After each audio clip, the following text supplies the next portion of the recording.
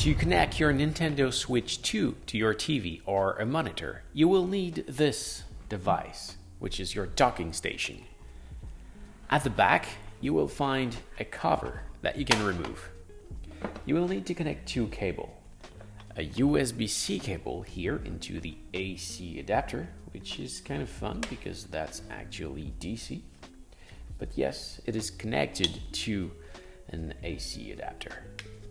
This one comes with your Nintendo Switch 2, but if you lost it, you can follow the link in the description to buy another one that will do the job just fine.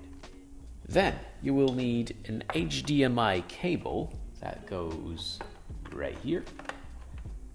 And this one will go into your TV or monitor into an HDMI input.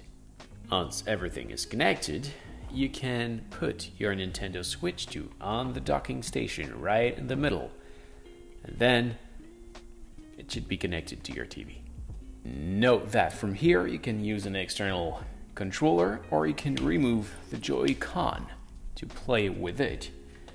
And you can also set it on that guy to control everything. So I hope this was helpful.